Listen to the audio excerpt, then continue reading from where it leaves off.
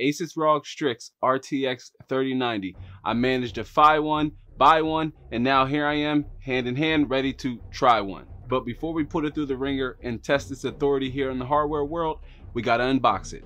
Let's jump into it. But if this is your first time to the channel and you want to learn more about building PCs and other gaming related stuff, click the subscribe button and notification bell so you don't miss a thing.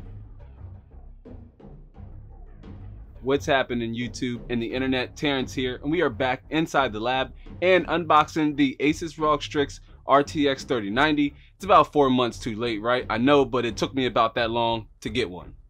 But to put it plain and simple, I was unable to get a 6800 or 6800 XT, or more so want to say I kind of gave up on the search, and then CES 2021 has come and gone, and we have yet to get any news or any more updates on the upcoming and inevitable RTX 3080 Ti. We just got the RTX 3060, which is going to be a great value budget oriented card at $329 and that 12 gigabyte VRAM buffer, or better yet, the more interesting and more likely better price with more value RX 6700 series lineup of graphics cards that are set to come out at some time here in 2021.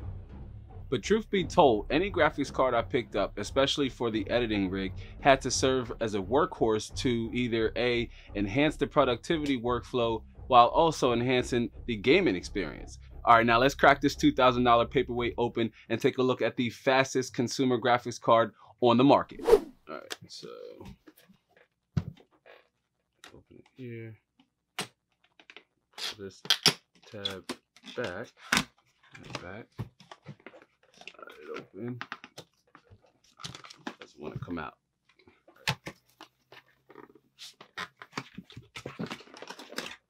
Second tear. It's harder than it looks, I promise. There we go. All right. The box out the way. Minimal casualties. So now we go in for the glory. Here we go. Oh, take a look at that. Check it out, the wrapper. Nothing too fancy. We got the ASUS driver disc, but nobody uses those. Okay, let's take a look at the box. So everybody's here for this guy here. Peel back the tape on the anti-static, and wow, so and there you have it. All right, before we take a look at the card, let's see what else is in the box. We got some Velcro straps for like for cable management. Use those.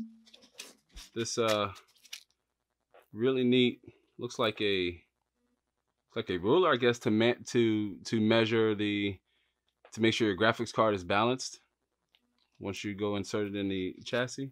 It's interesting. And that's pretty much it. All right. So take a look here. Got to do the infamous peel. Yeah, it's not as epic, but I'll do it one more time. Let's see. Can we get it? No. All right. And so for the I/O, we have 2 HDMI 2.1 ports, 3 display ports, and an I/O shield here that's made of stainless steel to protect the ports and provide a more secure mount. And then the really nice metal accent / shroud here with that premium ASUS ROG STRIX branding.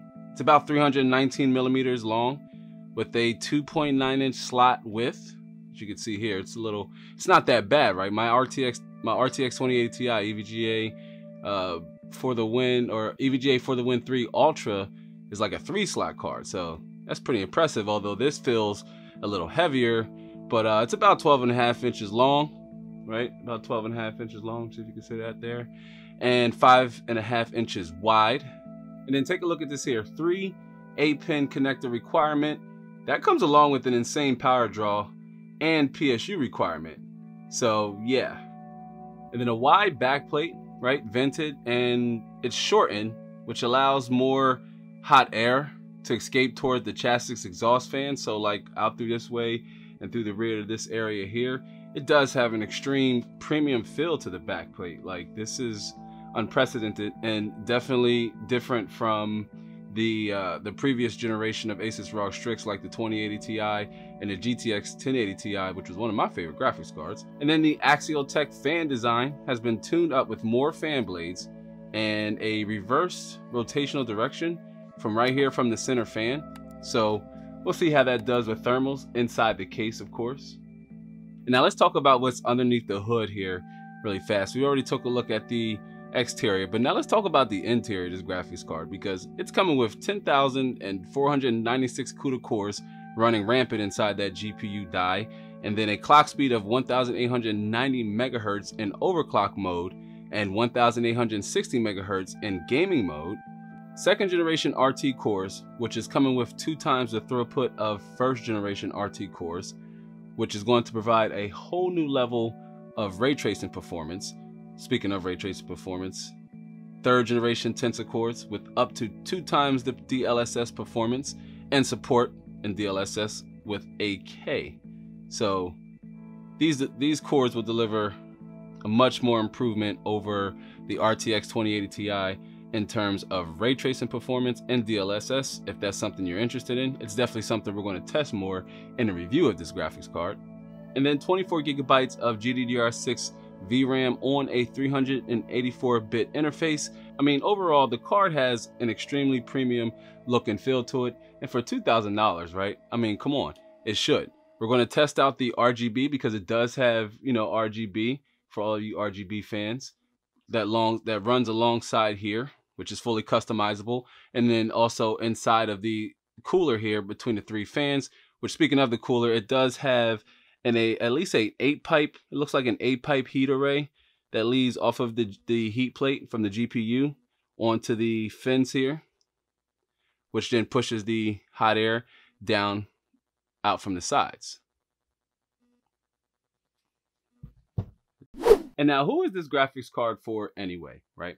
Now, that's one of the questions we're going to answer in our comprehensive review with benchmarks, both gaming and productivity, acoustics, thermals, whatever, you name it. Because the RTX 3090 is essentially overkill, even for 1440p max settings on a high refresh rate panel, which a 3080/6800 even would have been more than capable of driving that resolution and graphic detail. But at 4K max settings, you start to see a slightly different story. The RTX 3090 will be able to run modern games at a high graphic level, but at what cost in terms of FPS? Again, we're going to run a series of tests on this RTX 3090. So tell me down in the comment section below if there's a specific game you'd like to see make the list. At some point down the road here in 2021, I also would like to test this graphics card out at 8K to see how much of that 24 gigabyte VRAM buffer we can occupy, and of course, ray tracing and DLSS 2.0 performance on those second gen Tensor and RT cores. And for more PC gaming content, watch the top video first and the bottom one next. Join our community by tapping the round subscribe icon down below. And with that said, I'm gonna go ahead and go. Thanks for giving this one a watch. I hope to catch you on the next one. So until then, be easy.